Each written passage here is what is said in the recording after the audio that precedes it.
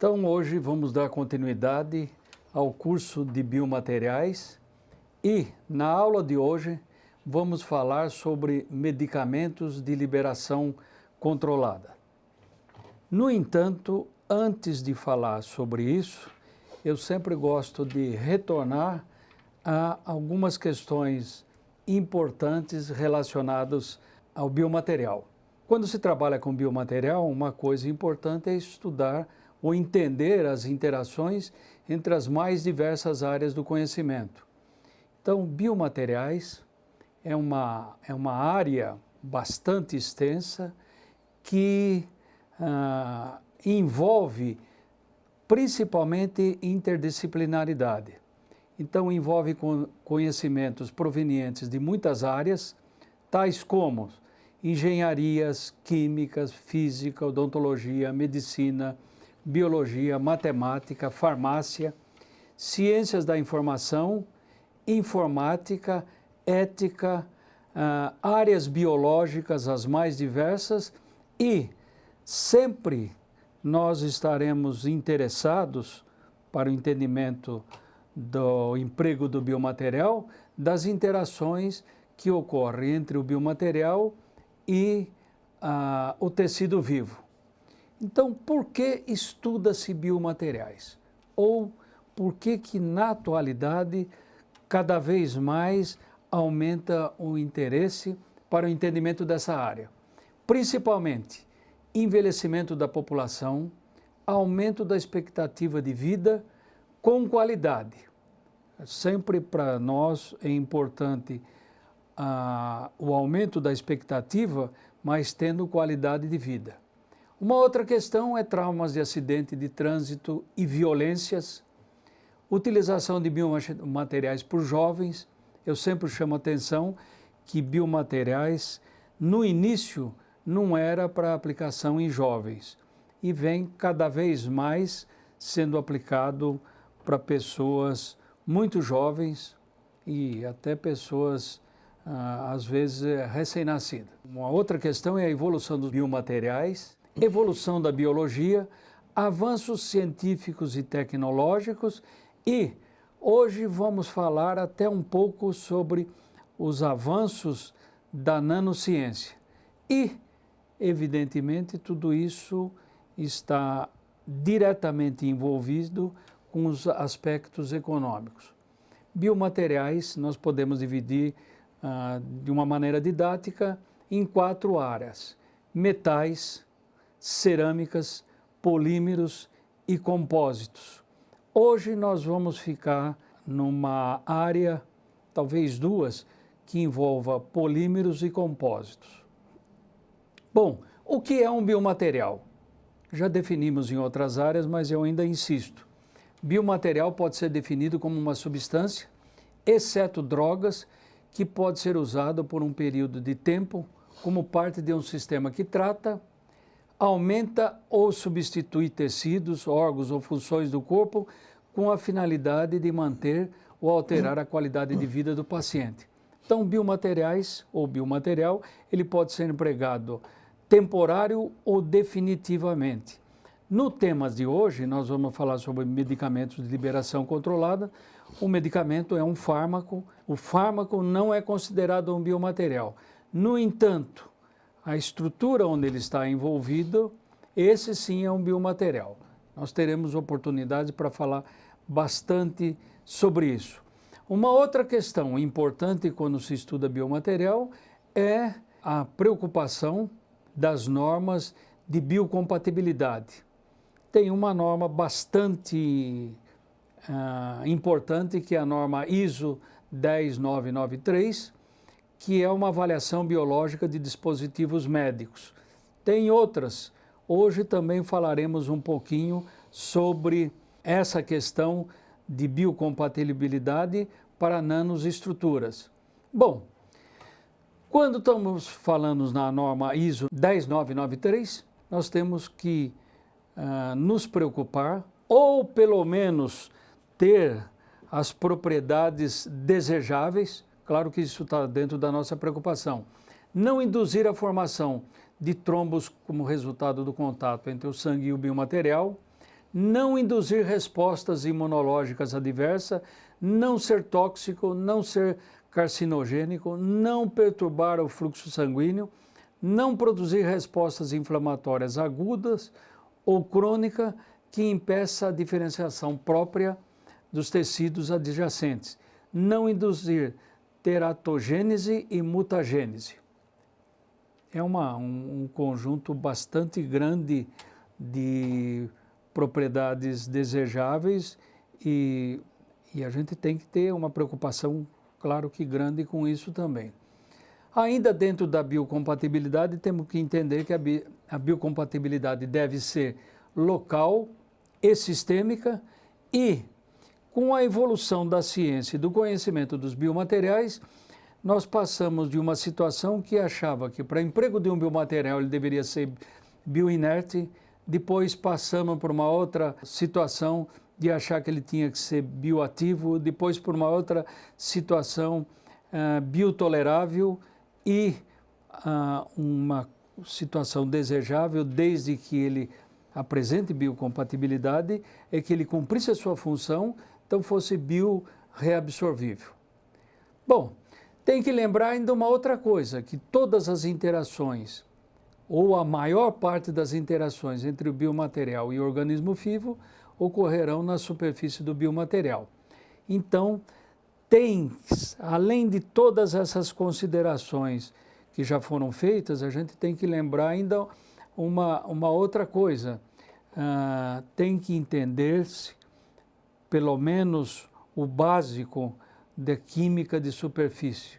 Ainda melhor dizendo, físico-química de superfície, uma vez que as reações ocorrem na superfície do biomaterial. E entender ainda uma outra coisa, que é importante, que um biomaterial é sempre um corpo estranho. Bom, hoje, a exemplo do que nós fizemos em outros programas, foi convidado o professor Dr. Anselmo Gomes de Oliveira. Ele é titular do Departamento de Fármacos e Medicamentos da Faculdade de Ciências Farmacêuticas da Unesp de Araraquara. É vice-diretor desta faculdade e atua em muitas áreas, mas principalmente em duas grandes áreas nos programas de pós-graduação, em ciências farmacêuticas e nanotecnologia farmacêutica. Então, a primeira pergunta que eu faria é o seguinte: como estamos interessados hoje em entender um pouco como funciona medicamentos de liberação controlada, eu só queria lembrar que o medicamento ou o fármaco não é biomaterial, mas que o conjunto fármaco e a estrutura que vai levar esse fármaco para dentro do organismo, essa estrutura é um biomaterial. Então, gostaria de começar perguntando ao professor Anselmo a seguinte coisa, que ele desse o que efetivamente é um medicamento de liberação controlada e que desse uma noção geral para o telespectador. Bom, em primeiro lugar, eu acho conveniente distinguir o que é um medicamento de ação imediata e um medicamento de liberação controlada. No arsenal terapêutico, nós temos, na verdade, doenças que devem ser tratadas e o fármaco deveria estar disponível para o organismo imediatamente. Por exemplo, quando nós queremos tratar uma dor de cabeça, o medicamento que está envolvido nesse processo de tratamento é um medicamento que nós chamamos de medicamento de ação imediata. Por quê? É, na verdade, um tratamento de um sintoma e que o paciente ele gostaria de se ver livre desse sintoma da maneira mais rápida possível. O medicamento de ação controlada, ele tem um aspecto agora diferente. Ele não trata as doenças que são de sintoma rápido. normalmente são utilizados para doenças crônicas ou doenças que, na verdade, persistem, né, no paciente por um tempo razoável. Então, a ação controlada, ela se refere a dois processos físicos. Um primeiro processo, que seria o controle da velocidade de liberação, e nesse caso aí a gente teria um medicamento cujo efeito dura um tempo maior do que o do medicamento convencional, ou ainda a gente poderia ter o direcionamento do medicamento para algum compartimento do organismo. Por exemplo, a gente pode desenhar um medicamento de liberação controlada para tratar uma doença específica do fígado, ou para tratar uma doença específica do pulmão, ou ainda nós poderíamos estar desenhando um medicamento para tratar, por exemplo, uma infecção intracelular, uma infecção que a bactéria está dentro da célula. Então, fundamentalmente, a gente tem no arsenal terapêutico esses dois tipos de medicamentos, de liberação imediata para tratar doenças que a gente quer uma resposta muito rápida, e aqueles para tratar doenças em que a gente precisa que o medicamento fique no organismo por um tempo maior, ou que ele seja levado a um determinado sítio do organismo para tratar a doença local. Quando você fala desenhar o medicamento, o que exatamente você deseja com esse conceito? O desenho do medicamento, em primeiro lugar, para desenhar um medicamento, é necessário que a gente conheça o aspecto particular da doença que a gente quer tratar. Então, o desenho do medicamento está envolvido ou nas doenças que a gente queira tratar imediatamente, ou aquelas que a gente queira que o medicamento fique mais tempo no organismo ou que ele seja direcionado. Então, as arquiteturas desses medicamentos, elas são diferentes. No primeiro, que é para tratar, para ter um efeito imediato, os constituintes da fórmula farmacêutica são constituintes que não interferem muito pouco na liberação do medicamento, ou são constituintes que eles favorecem a saída desse fármaco de dentro da estrutura do medicamento. Ao contrário, os de liberação controlada, não. Os de liberação controlada, os constituintes da formulação, eles têm um papel fundamental no efeito que a gente vai obter. Então, eles vão atuar ou retardando a saída do fármaco de dentro da estrutura que ele está contido, ou ainda levando, são estruturas agora extremamente pequenas, que vão levar esse fármaco para algum local específico do organismo. Então, o desenho, a concepção do medicamento está envolvido em todos esses conceitos aí. Bom, quando se fala, então, em medicamento de liberação controlada, você tem uma estrutura, um polímero, vamos dizer, que leva esse medicamento a uma certa região. Esse polímero deve ser bioabsorvível. Eu gostaria que você diferenciasse um pouquinho o polímero bioreabsorvível, como que é feito a entrega, e depois, você já falou um pouquinho, mas eu queria que você retornasse, e uma vez feito, vamos dizer, essa bioabsorção, como que o medicamento continua atuando no organismo? Bom, em primeiro lugar, todo medicamento ele é constituído basicamente de duas partes. Uma parte que é o fármaco, que é aquela substância que vai ter o efeito que a gente queira no organismo, um efeito farmacológico, e também um excipiente. Esse excipiente, normalmente na área farmacêutica, deve ser um excipiente inerte. Então, deve ser um excipiente que não tem efeitos farmacológicos paralelos e nem tem uma toxicidade exagerada para o organismo. Essa é a concepção de qualquer tipo de medicamento. Quando a gente trata de liberação controlada, esses recipientes inertes que entram na composição do medicamento, muitas vezes são polímeros. E esses polímeros, normalmente, eles são bioabsorvíveis e biodegradáveis. Então, essas características de inércia, do ponto de vista tanto terapêutico quanto tóxico, são dois aspectos extremamente importantes para que o polímero ele possa ser utilizado como um constituinte na arquitetura do medicamento.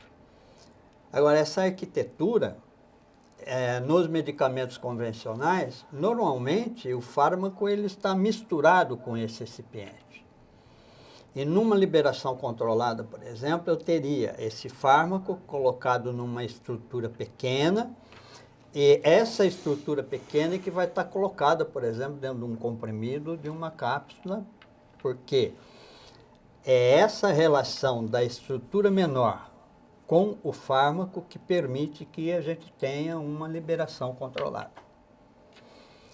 Aí, basicamente, quando o fármaco nos medicamentos convencionais ele está apenas misturado no recipiente, então ele é imediatamente liberado e o organismo ele vê aquele fármaco mediante as suas propriedades físico-químicas. E quando ele está contido numa estrutura menor, o que é liberado não é o fármaco diretamente, é a estrutura menor. E aí só num segundo passo é que a droga, é que o fármaco vai ser liberado de dentro dessa estrutura menor. E é justamente nesse passo que tem o controle da liberação. O que nós gostaríamos de saber agora é se o medicamento de liberação controlada representa ou representou um avanço nos tratamentos de doenças. Sim, representou um avanço muito significativo, porque existem muitas doenças que a gente não consegue tratar com os medicamentos convencionais. E daí nós lançamos mão dos medicamentos de liberação controlada. Em determinadas doenças, como por exemplo, tratamento de infecções intracelulares, que a grande maioria dos medicamentos convencionais, o fármaco não consegue penetrar no interior das células para atingir as bactérias. Mas quando a gente administra em estruturas muito pequenas, então essas células conseguem captar essas estruturas, digerir essas estruturas no interior da célula e liberar ali dentro da célula diretamente, por exemplo, um antibiótico. Então é um avanço bastante significativo, porque uma grande parte das doenças que hoje o organismo humano tem assimilado são doenças cujos micro-organismos estão no interior das células. Então, nós podemos dizer, de uma maneira geral, que um dos grandes avanços representado por esse, vamos chamar de tipo de medicamento, ele propicia certos tratamentos que não eram possíveis até então. Sim, claro. Eu acho que antigamente se utilizava o medicamento de uma forma até mais empírica. Hoje, por exemplo, com o avanço da tecnologia, a gente consegue ter equipamentos e medicamentos que são melhores direcionados para as doenças. Então, esse avanço na área de medicamentos, em termos de tratamento de doenças, ele também está dependente do avanço dessas tecnologias que nos têm acompanhado.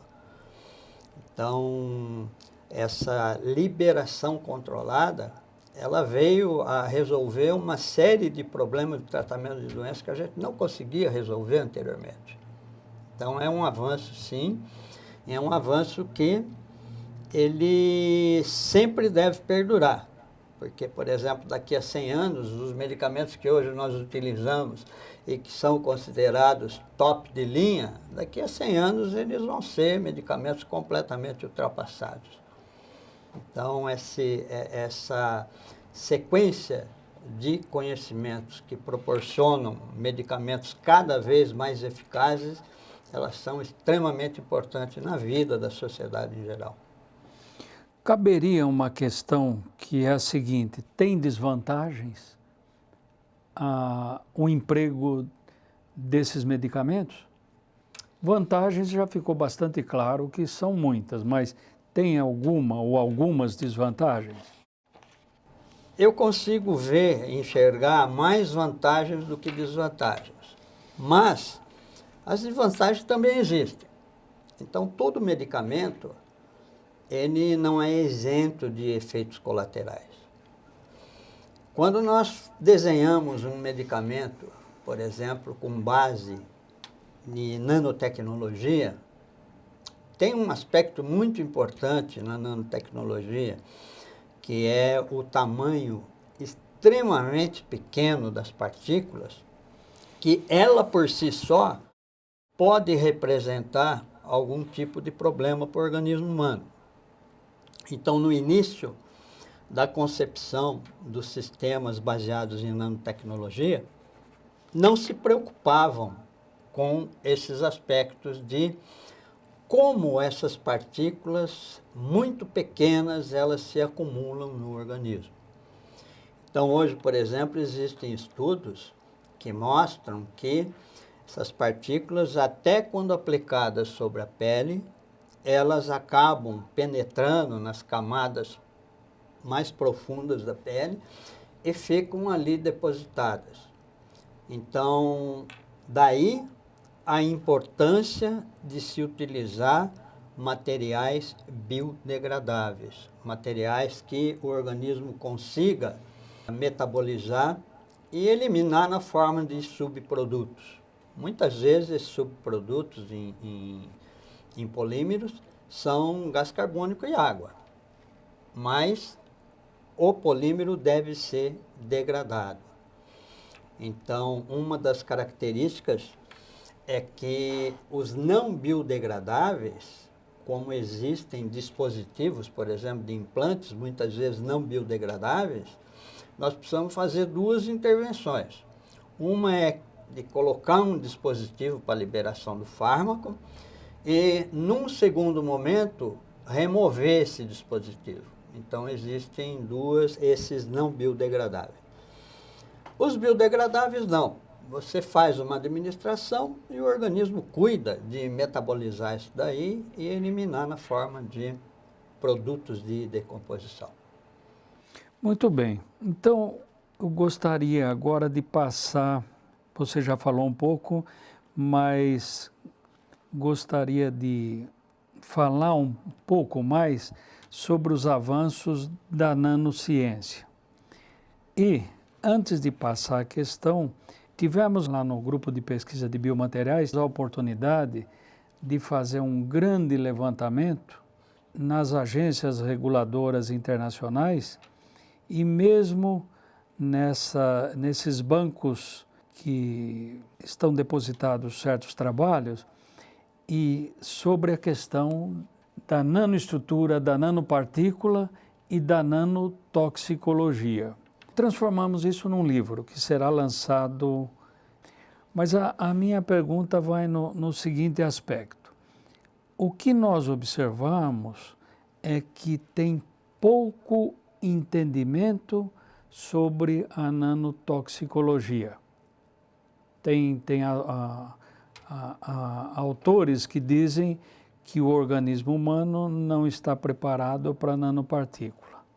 Então, eu gostaria que você falasse um pouquinho do ponto de vista da sua área,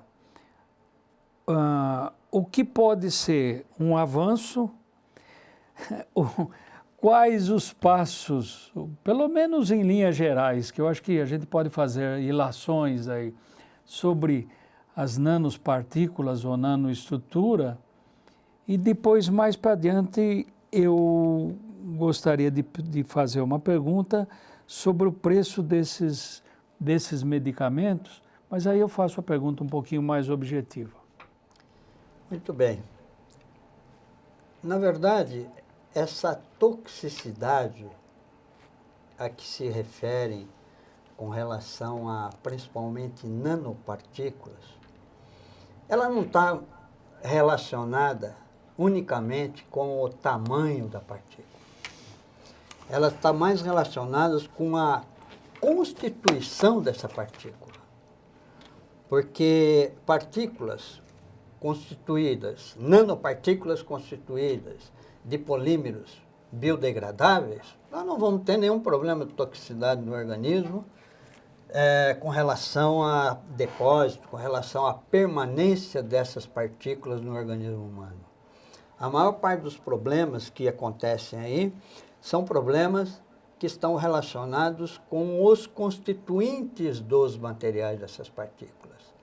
Se esses constituintes não forem metabolizáveis, por exemplo, partículas metálicas, partículas de materiais que o organismo não consegue decompor para eliminar, essas sim ficam acumuladas. Então, a concepção dessa nanotoxicologia, ela está relacionada, eu acho que não só com o tamanho, mas com o material que é utilizado na confecção dessas nanopartículas. Então, por isso mesmo que na área de medicamentos, uma das condições indispensáveis para se ter essas formas de liberação controlada, baseado na plataforma de nanotecnologia, é que os materiais que constituem essas partículas eles sejam metabolizáveis. O organismo ele tem que ter condições de degradar essas partículas e eliminá-las do organismo. Muitas vezes, em liberação controlada, o fármaco ele é esgotado da estrutura da nanopartícula e ainda restam resíduos de nanopartícula vazia, nanopartícula que não contém fármaco no organismo. A fase seguinte entra a metabolização disso daí. Na verdade, as duas coisas acontecem ao mesmo tempo, mas quando existe resíduo de partícula e o organismo consegue metabolizar, nós não temos o problema de tóxico. Então, essas partículas acabam não sendo tóxicas para o organismo e nem depositadas e permanecendo um tempo muito longo em determinada região do organismo. Você vê que nós vamos ter um problema, mas são muitos problemas para serem resolvidos com relação ao estudo da toxicidade, vamos chamar da nanoestrutura, sendo nanopartícula ou não. Porque toda essa previsão feita pelas normas que estudam biocompatibilidade até hoje, elas não previam, eu conheço praticamente muitas delas, elas não tinham qualquer prevenção em relação à estrutura. Eu até esqueci de dizer, mas nanopartículas ou nanoestruturas são estruturas que têm no máximo 100 nanômetros. Então, são estruturas com tamanho muito diferente do que a gente está acostumado a trabalhar. Você vê, assim, ou deslumbra algum caminho para o futuro? Como que a gente poderia... Não é, a pergunta a gente nem tem bem como colocar a pergunta, mas vamos dizer assim, porque falar, qual o cuidado que a gente poderia tomar? O cuidado seria seguir os procedimentos de uma determinada norma. O que penso eu, nós vamos ter que fazer essas normas. Em que direção você pensa que a gente deveria ir neste momento? Esse problema de toxicologia em nanopartículas, na verdade, ele tem que ser pensado de uma forma multidisciplinar e, mais ainda, multiprofissional. Por conta de que, por exemplo, o que a gente conhece hoje de normas regulatórias que começaram a aparecer com relação à toxicidade de nanopartículas, são normas que, muitas vezes, elas estão relacionando, por exemplo, a intenção de se fazer uma nanopartícula. Normas baseadas na intenção. Outras vezes, elas estão sendo introduzidas baseadas em faixas de tamanhos dessas estruturas. Mas as normas regulatórias têm que ser um pouco mais profundas do que esses aspectos. E essa profundidade, ela tem que passar pelo tipo de material que está constituindo a nanopartícula. Porque, em alguns momentos, só definir a intenção de se fazer uma nanoestrutura com fins medicamentosos, ela não norteia, nem pode nortear uma norma regulatória para a área. Agora, o tamanho, ele é importante. É importante por conta de que as nano, a gente tem determinados limites de tamanho. Agora, esses tamanhos também têm que estar relacionados ao material que constitui a partícula, porque não é em todo caso que esses materiais são tóxicos ou permaneceriam no organismo por um tempo indefinido, a não ser materiais resistentes à biodegradação, por exemplo, metais e uma série de outros polímeros não degradáveis.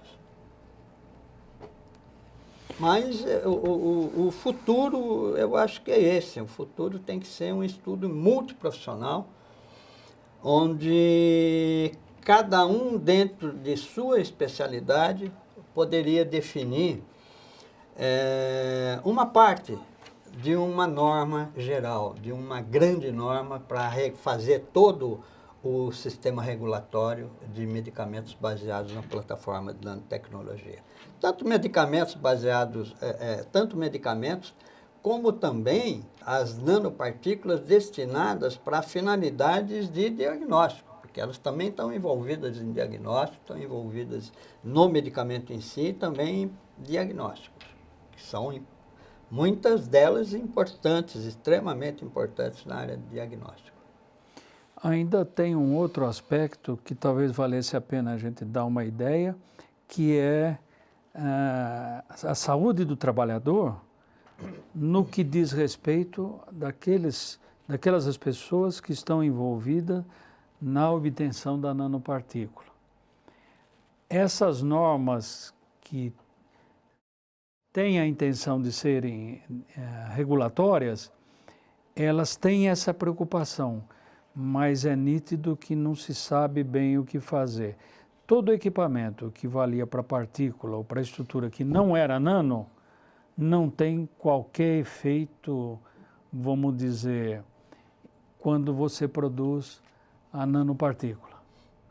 Então, nós temos uma série de questões a serem resolvidas, ou pelo menos a serem estudadas, mas eu concordo com você, é sempre multidisciplinar, pode ser que aí a gente chega a uma situação mais adequada.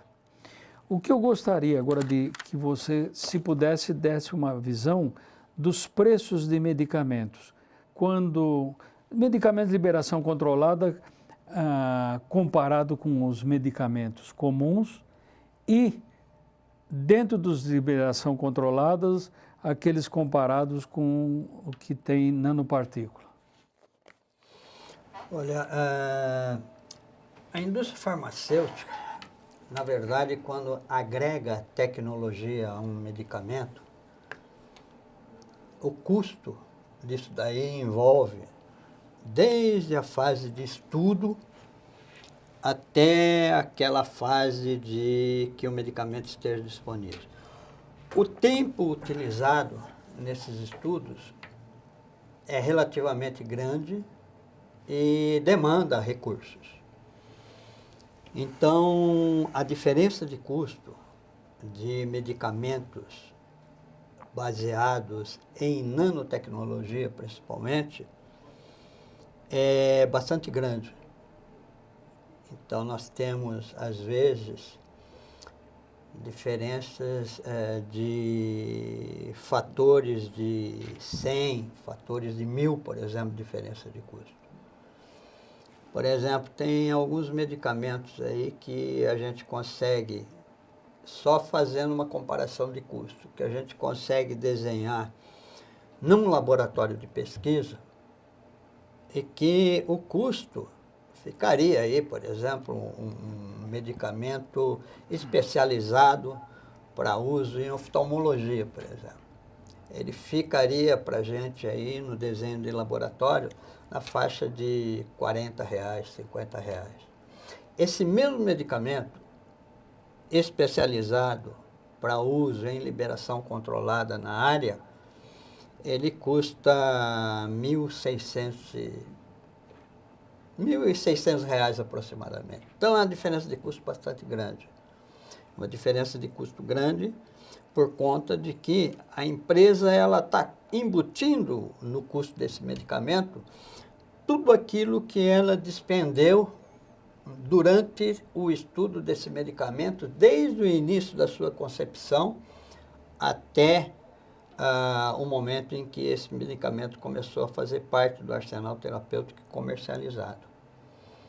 Então, normalmente, a agregação de tecnologia em medicamentos, ela é cara, ela custa caro, e isso daí, evidentemente, sempre é repassado para o consumidor. É claro que nem todo mundo teria disponibilidade financeira para arcar com um tratamento, com uns medicamentos assim, que aqui no Brasil são definidos como medicamentos de alto custo. Então, esses medicamentos de alto custo, eles envolvem tanto essas formas de liberação controlada, quanto alguns medicamentos que nós chamamos de medicamentos órfãos, que são medicamentos que são utilizados para tratamento de doenças raras. Então, a indústria ela produz numa escala muito pequena, e pelo fato de estar numa escala muito pequena e serem medicamentos especializados para tratar determinadas doenças que são graves, então o custo desses medicamentos eles aumentam bastante. Então aí eu faria uma outra pergunta para você. O SUS, esses medicamentos são fornecidos pelo SUS? O SUS, ele não tem um programa para medicamentos de alto custo. O que, na verdade, eles têm o SUS apresenta uma seleção de alguns medicamentos de alto custo para tratar determinadas doenças. Mas isso não inviabiliza os pacientes de ter acesso a outros medicamentos de alto custo que não estão inclusos em alguma relação divulgada pelo Serviço Único de Saúde. Porque, pela Constituição brasileira, todo cidadão tem direito ao acesso ao medicamento. Tem acesso ao tratamento de doenças, mesmo que sejam doenças graves. E qual é o procedimento, então? Então, o procedimento básico é via judicial. Então, hoje, por exemplo, no Brasil, existe um grande dispêndio com medicamentos, seja na área federal, área estadual ou mesmo municipal, com relação a esses medicamentos que o paciente tem acesso mediante demanda judicial. Então, isso vale tanto para os medicamentos para tratamento de doenças raras, que são os tais medicamentos órfãos, que a maioria deles tem custo elevado, ou mesmo algum medicamento que seja diferenciado e que o paciente não tem condições de arcar com o custo do tratamento. Então, o procedimento, nos dois casos, é via judicial. Não tem outra alternativa. Muito bem, muito obrigado. E por hoje encerramos a aula de biomateriais.